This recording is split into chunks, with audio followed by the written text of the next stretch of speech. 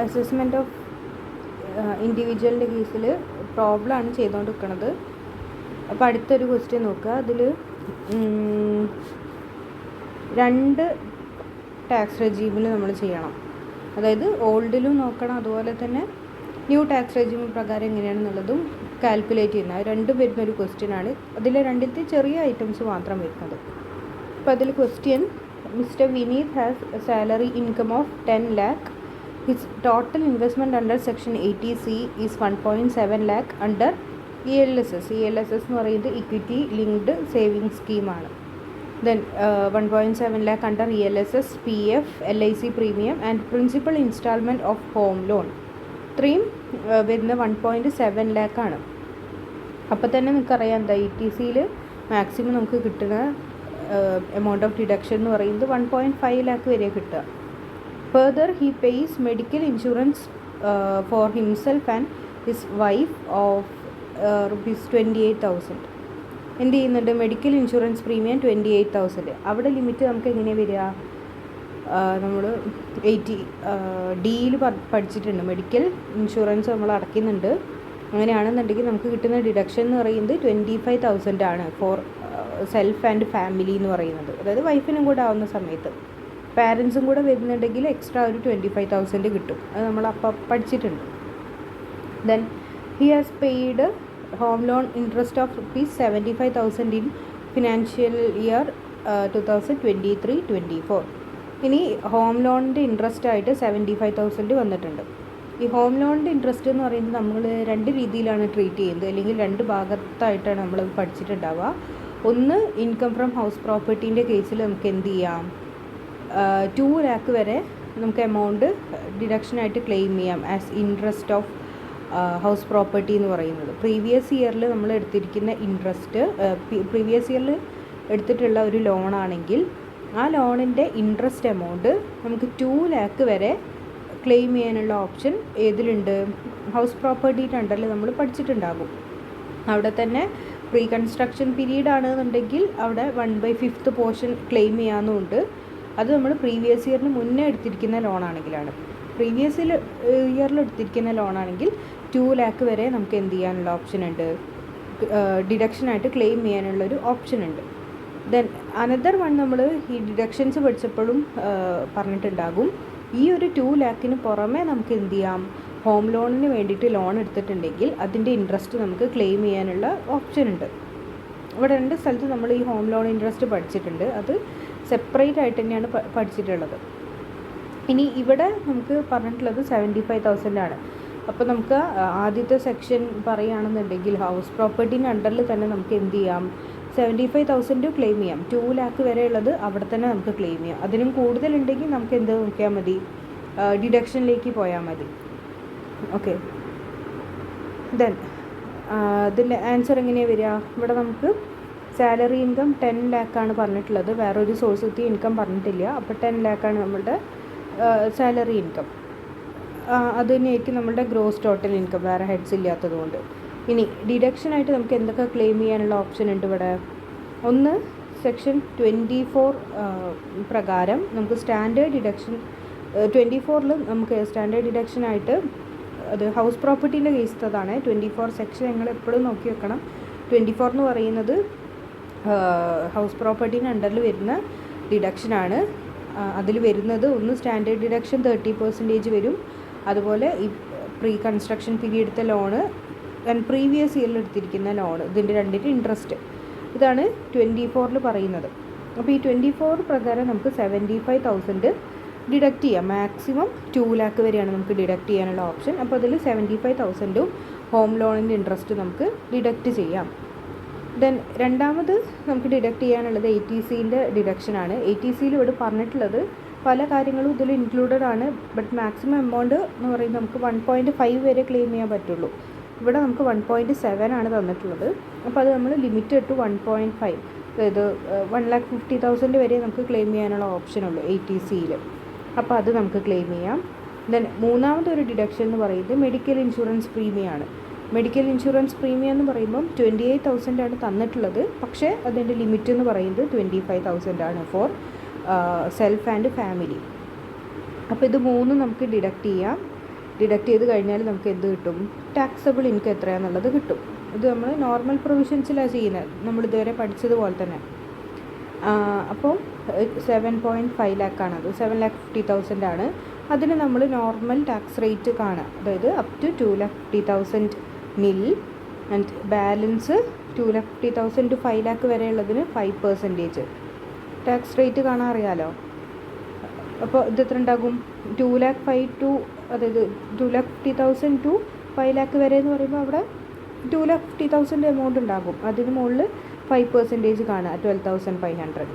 ഇനി ബാലൻസ് എത്ര ഉണ്ട്? 5 lakhൽ കൂടുതൽ എത്ര ഉണ്ട്? 7,50,000. അപ്പോൾ ബാലൻസ് ഒരു എത്രയും കൂടെ ഉണ്ടാകും? 2,50,000 കൂടെ ഉണ്ടാകും. അതിൻ്റെ മുകളിൽ 20% കാണുക. അപ്പോൾ നമ്മൾ രണ്ടും കൂടെ ആഡ് ചെയ്ത് കഴിഞ്ഞാൽ നമുക്ക് ടാക്സിൻ്റെ എമൗണ്ട് കിട്ടും. ദെൻ 7,50,000 ആണ്. 5 lakh ബിലോ ആണെന്നുണ്ടെങ്കിൽ നമുക്ക് റിബേറ്റ് കാണുമായിരുന്നു. റിബേറ്റ് ഒക്കെ കണ്ടു കഴിഞ്ഞിട്ടാണ് എഡ്യൂക്കേഷൻ സെസ് കാണേണ്ടത്. പക്ഷെ ഇവിടെ എന്തില്ല, ടോട്ടൽ ഇൻകം എന്ന് പറയുന്നത് 5 lakhന് എബവ് ആയതുകൊണ്ട് റിബേറ്റ് ഇല്ല.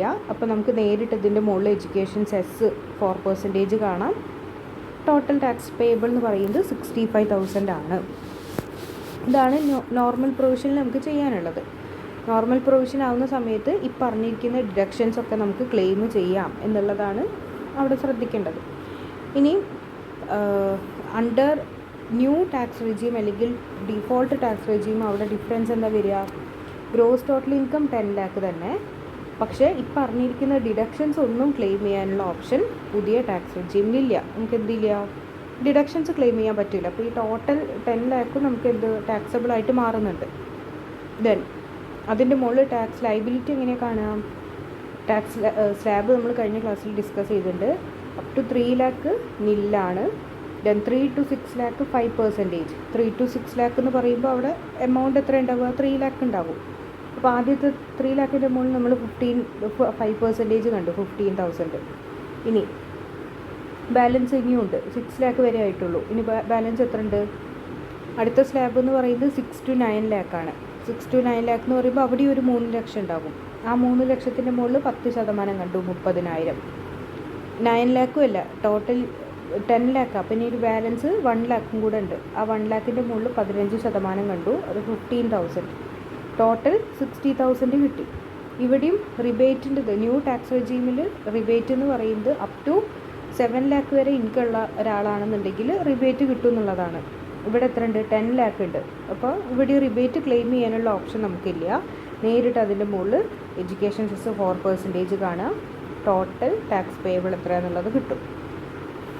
ഓക്കെ, ഇതാണ് പഴയതും പുതിയതും തമ്മിലുള്ള ഒരു ചെറിയ ഡിഫറൻസ് വരുന്നൊരു ക്വസ്റ്റ്യനാണ്. ഡിഡക്ഷൻസ് ഒക്കെ ഇവിടെ ക്ലെയിം ചെയ്യാനുള്ള ഓപ്ഷൻ ഉണ്ട്. ടാക്സ് റേറ്റിലും വ്യത്യാസമുണ്ട് രണ്ട് ടാക്സ് റെജീമും തമ്മിൽ. ഇനി അടുത്തൊരു ക്വസ്റ്റ്യൻ നോക്കുക. അത് കുറച്ച് ഡീറ്റെയിൽഡ് ആയിട്ടുള്ള ക്വസ്റ്റ്യനാണ്. Mister Nikesh, aged 38 years, is employed in Nigam private limited. Compute the total income and tax liability of mister Nikesh തന്നെയാണ്, അത് എന്നായി പോയതാണ്. Mister Nikesh for the assessment year 2024-25 from the information given below. ഒന്നാമത്തെ information, basic salary 50,000 per month ആണ്. Basic salary എന്ന് പറയുമ്പോൾ എന്തിൽ വരേണ്ടതാണത്? ഇൻകം ഫ്രം സാലറി ഹെഡിൽ വരേണ്ടതാണ്. സ്റ്റാൻഡേർഡ് ഡിഡക്ഷനൊക്കെ കുറച്ചിട്ടുള്ള എമൗണ്ടാണ് നമ്മൾ എടുക്കേണ്ടത്. Then house rent allowance of mister Nikesh paid 20,000 per month ആണ്. ഹൗസ് റെൻറ്റ് അലവൻസ് എന്ന് പറഞ്ഞാൽ എച്ച് ആർ ഐ നമ്മൾ സാലറി കാൽക്കുലേഷനിലേക്ക് വരുന്നതാണ്. Then transport allowance paid 15,000 per month, അതും നമ്മളുടെ സാലറീൻ്റെ ഹെഡിൽ വരുന്നതാണ്. He has paid rent of 25,000 per month for an accommodation in Delhi, അത് നമ്മൾ എച്ച് ആർ ഐ കാൽക്കുലേഷനിലേക്ക് എടുക്കേണ്ട എമൗണ്ടാണ്. Then mister Nikesh has paid interest of ₹210,000 for housing loan taken for the construction of his house in Delhi. ഈ ഡൽഹിയിൽ ഇയാൾ ഈ house construct ചെയ്യുന്നതിൻ്റെ ഭാഗമായിട്ട് ഒരു ലോൺ എടുത്തിട്ടുണ്ടായിരുന്നു. ആ ലോണിൻ്റെ ഇൻട്രസ്റ്റ് എമൗണ്ട് എന്ന് പറയുന്നത് 210,000 ആണ് അടച്ചിട്ടുള്ളത്.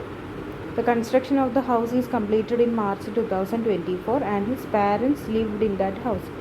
ഇനി അവിടെ നോക്കേണ്ട കാര്യം, ഇയാളോ ഇയാളുടെ പാരൻറ്റോ അസസി അല്ലെങ്കിൽ അസസിയുടെ പാരൻറ്റോ ആണ് താമസിക്കുന്നതെങ്കിൽ അത് സെൽഫ് ഓക്യുപ്പൈഡ് പ്രോപ്പർട്ടി ആയിട്ടാണ് ട്രീറ്റ് ചെയ്യുന്നത്.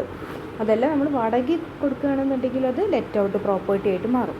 ഇനി സെൽഫ് ഓക്യുപ്പൈഡ് പ്രോപ്പർട്ടീൻ്റെ കേസിൽ എന്താണ് അവിടെ ഒരു പോയിന്റ് നോട്ട് ചെയ്യേണ്ടത്, അതിൻ്റെ ആനുവൽ വാല്യൂ എപ്പോഴും നില്ലായിട്ടാണ് എടുക്കുക.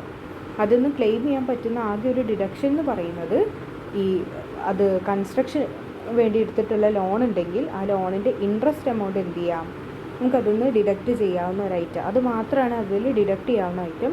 ബാക്കി അതിൻ്റെ ഇൻകം എന്ന് പറയുന്നത് നമുക്ക് നില്ലായിട്ടാണ് കാണിക്കുക. അതൊന്ന് നോട്ട് ചെയ്ത് വെക്കുക, ആൻസർ വരുമ്പോൾ നമുക്ക് മനസ്സിലാവും. ഇനി അതർ ഇൻഫോർമേഷനായിട്ട് തന്നിട്ടുള്ളത് contribution to PPF public provident ഫണ്ടിലേക്ക് 2,50,000 കോൺട്രിബ്യൂട്ട് ചെയ്തിട്ടുണ്ട്. അതെന്താണ്, PPFിലേക്ക് നമ്മൾ കോൺട്രിബ്യൂട്ട് ചെയ്തിട്ടുണ്ടെങ്കിൽ നമുക്ക് ഡിഡക്ഷൻ ക്ലെയിം ചെയ്യാം. Then contribution to pension scheme refer to in section 80 CCD 50,000 അതും ക്ലെയിം ചെയ്യാവുന്നതാണ്. Payment of medical insurance premium for father who is the age of 65 amount 55,000. ഫാദറിൻ്റെ ഏജ് എന്ന് പറയുന്നത് 65 ആണ്, അതായത് 60 ഇയേഴ്സിന് മുകളിലാണെങ്കിൽ സീനിയർ സിറ്റിസണാണ്. സീനിയർ സിറ്റിസൻ്റെ കേസിൽ മെഡിക്കൽ ഇൻഷുറൻസ് പ്രീമിയം പേ ചെയ്യുകയാണെങ്കിൽ എത്ര വരെ നമുക്ക് ഡിഡക്ഷൻ കിട്ടുന്ന പഠിച്ചാൽ 50,000 വരെ നമുക്ക് ഡിഡക്ഷൻ കിട്ടും. സീനിയർ സിറ്റിസൺ അല്ല പാരൻ്റ് എന്നുണ്ടെങ്കിൽ 25,000 രൂപ വരെയാണ് കിട്ടുക. സീനിയർ സിറ്റിസൺ ആവുന്ന കേസിൽ 50,000 രൂപ വരെ നമുക്ക് ഡിഡക്ഷൻ കിട്ടും. Then payment of medical insurance premium for self and spouse 32,000. Self and സ്പൗസിൻ്റെ കേസിൽ എത്രയാണ് ലിമിറ്റ് എന്ന് പറയുന്നത് 25,000. സെൽഫ് ആൻഡ് സ്പൗസ് എന്ന് പറയുന്നത് സീനിയർ സിറ്റിസൺ ആണെങ്കിൽ അവിടെ 50,000 വരെ കിട്ടും, അതർവൈസ് 25,000 ആണ്. അപ്പോൾ ഇതിൽ നമുക്ക് 32,000 ക്ലെയിം ചെയ്യാനുള്ള ഓപ്ഷൻ ഇല്ല, 25,000 രൂപയെ ക്ലെയിം ചെയ്യാൻ പറ്റുള്ളൂ.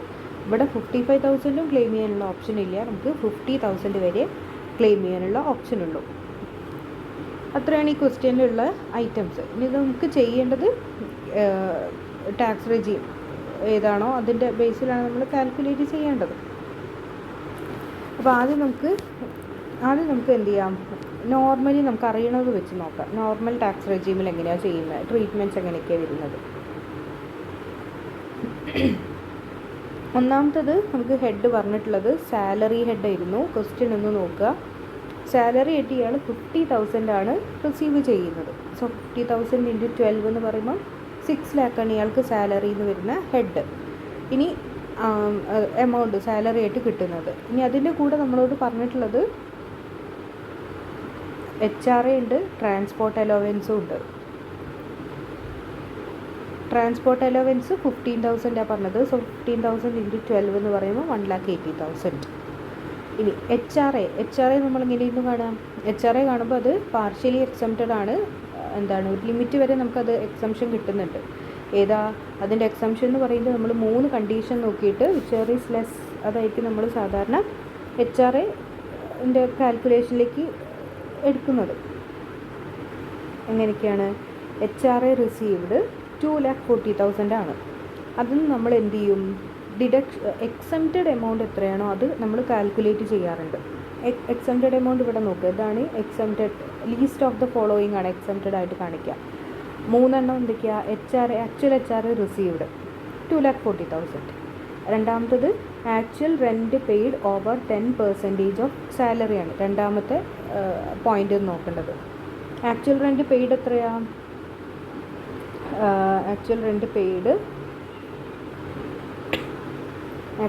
പെയ്ഡ് എന്ന് പറയുന്നത് എത്രയാണ്, 25,000 പെർ മന്താണ് വെച്ചിട്ടാണ് റെൻറ്റ് പേ ചെയ്യുന്നത്. ഓവർ 10% ഓഫ് സാലറിയാണ് നമുക്ക് വേണ്ടത്. Actual rent paid over 10% of salary, ഇതാണ് നമ്മൾ കാണുക. അപ്പോൾ actual rent paid 25,000 × 12 3 lakh minus 10% of salary എത്രയാണ്, 6 lakh ആണ്. ഇവിടെ നമുക്ക് DA അതായത് ബേസിക് പേ മാത്രമേ ഉള്ളൂ, DNS allowance in terms of employment പറഞ്ഞിട്ടില്ല. അപ്പോൾ അതുകൊണ്ട് 6 lakh മാത്രം എടുക്കുക. ഓക്കെ, 6 lakhൻ്റെ 10% എന്ന് പറയുമ്പോൾ 60,000. അപ്പോൾ actual rent paid over 10% of salary എത്ര കിട്ടും, 2,40,000 തന്നെ കിട്ടും. ദെൻ എവിടെയാണിത്, ഡൽഹി. ഇത് സിറ്റുവേറ്റ് ചെയ്തിരിക്കുന്നത് എവിടെയാണ്, ഡൽഹിയിലാണ്. ഡൽഹിയിലായതുകൊണ്ട് 50% ഓഫ് സാലറി കാണണം. അതല്ലാത്ത സിറ്റീസ് ആണെന്നുണ്ടെങ്കിൽ 40% കണ്ടാൽ മതി. ഈ കേസിൽ ഡൽഹി ആയതുകൊണ്ട്, ഡൽഹി കൊൽക്കത്തയൊക്കെ ആണെങ്കിൽ 50%ആണ് നമ്മൾ HR പഠിച്ചത്. അപ്പോൾ 50% of salary that is 3 lakh, അതായത് 6,50,000 എന്ന് പറയുന്നത് 3 lakh. ഇനി ഇതിൽ ലോവർ എമൗണ്ട് എന്ന് പറയുന്നത് 2,40,000 ആണ്. രണ്ടും 2,40,000 ആണ്, ഏതെങ്കിലും ഒന്ന് എടുത്താൽ മതി. അപ്പോൾ HR received 2,40,000 less least of the following ആണ് എക്സംപ്റ്റഡ് ആയിട്ട് പറയുന്നത്, ഈ 3 കാര്യങ്ങൾ. അപ്പോൾ അതിൽ നമുക്ക് കിട്ടിയിട്ടുള്ളത് 2,40,000 ആണ്. സോ 2,40,000 നമ്മൾ മൈനസ് ചെയ്ത് കഴിഞ്ഞാൽ HRA വിൽ ബി നിൽ. ഇനി അപ്പോൾ ഇത്രയും കാര്യങ്ങൾ ആഡ് ചെയ്ത് കഴിഞ്ഞാൽ നമുക്ക് ഗ്രോസ് സാലറി കിട്ടും. Gross salary is 7,80,000. ദെൻ അതിന് standard deduction as per section 16 എത്രയാണ് നമ്മൾ കുറയ്ക്കുക? 50,000 ആണ്. 50,000 കുറച്ച് കഴിഞ്ഞാൽ എമൗണ്ട് എന്ന് പറയുന്നത് 7,30,000 കിട്ടി. അതൊരു നമ്മൾ സാധാരണ ചെയ്യുന്നത് തന്നെ. ഇനി ഇൻകം ഫ്രം ഹൗസ് പ്രോപ്പർട്ടീൻ്റെ കേസിൽ പറഞ്ഞിട്ടുള്ളത് ഇയാൾ പാരൻസ് അവിടെ താമസിക്കുന്നുണ്ട് എന്നുള്ളതാണ്. അതായത് സെൽഫ് ഒക്യുപ്പൈഡ് പ്രോപ്പർട്ടിയാണ്. സെൽഫ് ഒക്യുപ്പൈഡ് പ്രോപ്പർട്ടീൻ്റെ കേസിൽ ആനുവൽ വാല്യൂ ഓൾവേസ് നില്ലായിട്ടാണ് നമ്മൾ ട്രീറ്റ് ചെയ്യുക. ഓക്കെ, നില്ലായിരിക്കും. ആനുവൽ വാല്യൂ എപ്പോഴും നില്ലായിരിക്കും. അല്ലാതെ നമുക്ക് റെൻറ്റ് റിസീവ്ഡിൽ നിന്ന് സ്റ്റാൻഡേർഡ് ഡിഡക്ഷൻ കുറച്ചു, ആനുവൽ വാല്യൂ കിട്ടി, അതിൻ്റെ ഒന്നും കാര്യമില്ല. ആനുവൽ വാല്യൂ വിൽ ബി നിൽ in case of self occupied property. പിന്നെ അതൊന്ന് ഡിഡക്റ്റ് ചെയ്യാൻ പറ്റുന്ന ഏക ഒരു കാര്യം എന്ന് പറയുന്നത് ഇൻട്രസ്റ്റ് ഓഫ് ഹൗസിംഗ് ലോണാണ്. അപ് ടു 2 lakh വരെ സെക്ഷൻ 24 പ്രകാരം നമുക്ക് എന്ത് ചെയ്യാം? ഡിഡക്റ്റ് ചെയ്യാം. ബാക്കി ഒരു ഡിഡക്ഷനും സെൽഫ് ഒക്യുപ്പൈഡ് പ്രോപ്പർട്ടീൻ്റെ കേസിൽ ഉണ്ടാവില്ല. അപ്പോൾ ഇവിടെ നമ്മളോട് പറഞ്ഞിട്ടുള്ളത് എമൗണ്ട് നമുക്ക് ഇയാൾ പറഞ്ഞിട്ടുണ്ട് 2,10,000 ഇൻട്രസ്റ്റ് ആയിട്ട് അടയ്ക്കുന്നുണ്ട്. പക്ഷേ 2,10,000 നമുക്ക് ഡിഡക്ഷൻ ക്ലെയിം ചെയ്യാനുള്ള ഓപ്ഷൻ ഇല്ല. 2 lakh വരെ നമുക്ക് എന്ത് ചെയ്യാൻ പറ്റുള്ളൂ? ഈ ഒരു 24-ൽ നമുക്ക് ഡിഡക്റ്റ് ചെയ്യാൻ പറ്റുള്ളൂ. അപ്പോൾ അത് 24 ഡിഡക്റ്റ് ചെയ്യാം. ഓക്കെ, അപ്പോൾ ഹൗസ് പ്രോപ്പർട്ടിയിൽ നമുക്ക് ഈ 2 ലക്ഷം കുറയ്ക്കാനുള്ള ഓപ്ഷനാണ്. അത് ഇൻകമല്ല, ലെസ് ചെയ്യാനുള്ള ഓപ്ഷനാണ് ഉള്ളത്.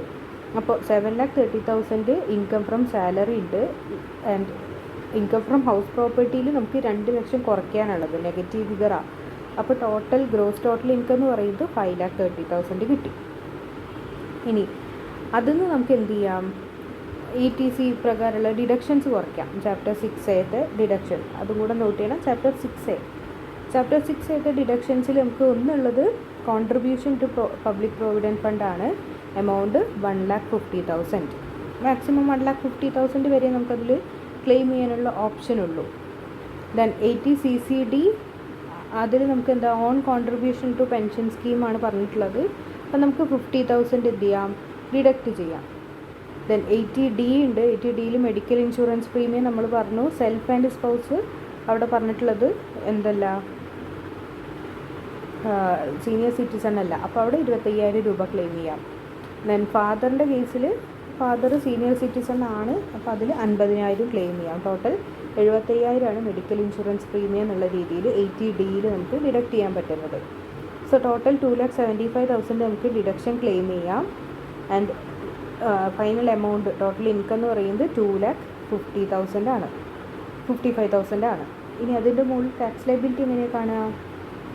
2,50,000 വരെ നില്ലാണ്. ബാക്കി എത്ര എമൗണ്ട് ഉണ്ടാകും? 5,000 ഉള്ളൂ. 2,55,000-ൽ 2,50,000 കഴിഞ്ഞാൽ ബാക്കി 5,000 ആണ്. 5,000-ൻ്റെ മുകളിൽ 5%, അതായത് 250.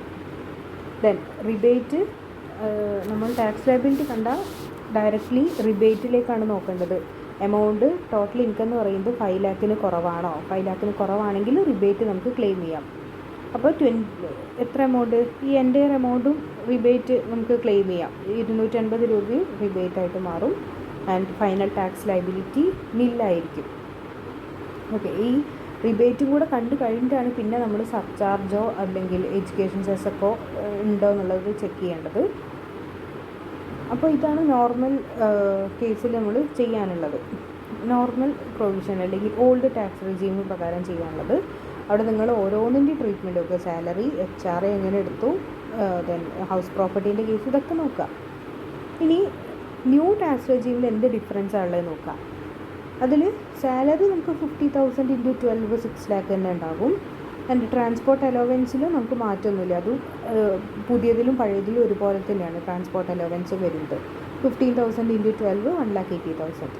ബട്ട് എച്ച് ആർ ഐയിലെ ട്രീറ്റ്മെൻറ്റിൽ വ്യത്യാസം വരുന്നുണ്ട്, അത് നോട്ട് ചെയ്യണം. എച്ച് ആർ ഐ പഴയതിൽ നമുക്ക് എക്സംഷൻ ക്ലെയിം ചെയ്യായിരുന്നു, പാർഷ്യലി എക്സംപ്റ്റഡ് ആയിട്ടുള്ള ഒരു ഐറ്റമാണ് എച്ച് ആർ ഐ എന്ന് പറയുന്നത്. പക്ഷേ പുതിയ ടാക്സിൽ പ്രകാരം ഫുൾ എമൗണ്ട് നമുക്ക് എന്ത് ചെയ്യണം, ടാക്സബിൾ ആയിട്ട് മാറും. അവിടെ നമുക്ക് എക്സംഷൻ ക്ലെയിം ചെയ്യാനുള്ള ഓപ്ഷൻ ഇല്ല. സോ എച്ച് ആർ ഐൻ്റെ 2,40,000 മൊത്തമായിട്ട് നമുക്ക് ടാക്സബിൾ ആയിട്ട് മാറുന്നുണ്ട്. ഓക്കെ, അവിടെ എക്സംഷൻ നമുക്ക് ക്ലെയിം ചെയ്യാനുള്ള ഓപ്ഷൻ ഇല്ല അണ്ടർ 115 BAC. അപ്പോൾ ഇത് മൂന്നും കൂടെ ആഡ് ചെയ്യുമ്പോൾ 10,20,000 ആണ് നമുക്ക് ഗ്രോസ് സാലറി കിട്ടുന്നത്. അത് നമ്മൾ സ്റ്റാൻഡേർഡ് ഡിഡക്ഷന് മാറ്റമൊന്നുമില്ല, 50,000 പഴയതിലും പുതിയതിലും 50,000 തന്നെ. 50,000 കുറച്ച് കഴിഞ്ഞാൽ ഇൻകം ഫ്രം സാലറി 9,70,000 കിട്ടി. Then income from house property, അത് നേരത്തെ നമ്മൾ പറഞ്ഞിട്ടുണ്ടായിരുന്നു, അവിടെ ഹൗസിംഗ് ലോണിൻ്റെത് 2 lakh വരെ മൈനസ് ചെയ്യാന്നുള്ളത് പറഞ്ഞിട്ടുണ്ടായിരുന്നു. ആ ഒരു പ്രൊവിഷനും എന്തിലില്ല, നിലവിൽ പുതിയ ടാക്സ് റെജീമിലില്ല. ഓക്കെ, പുതിയ ടാക്സ് റെജീമിൽ നമുക്ക് ഒരു എക്സംഷനും ക്ലെയിം ചെയ്യാനുള്ള ഓപ്ഷൻ ഇല്ല. അപ്പോൾ അതുകൊണ്ട് തന്നെ ഈ പറഞ്ഞിരിക്കുന്ന 2 lakh വരെ ക്ലെയിം ചെയ്യാനുള്ള ഓപ്ഷനും അതിലില്ല. അപ്പോൾ അവിടെ നമുക്ക് 9,70,000 ഉണ്ടെങ്കിൽ 9,70,000 ഗ്രോസ് ടോട്ടൽ ഇൻകമായിട്ട് മാറുന്നുണ്ട്. ഇനി ഗ്രോസ് ടോട്ടൽ ഇൻകം കിട്ടിക്കഴിഞ്ഞാൽ നമുക്ക് ഡിഡക്ഷൻസ് ആണ് കുറയ്ക്കാനുണ്ടാവുക.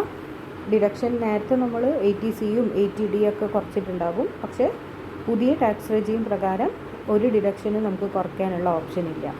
അപ്പോൾ ഈ 9,70,000 എൻറ്റയർലി എന്തായിട്ട് മാറും, ടാക്സബിൾ ആയിട്ട് മാറും.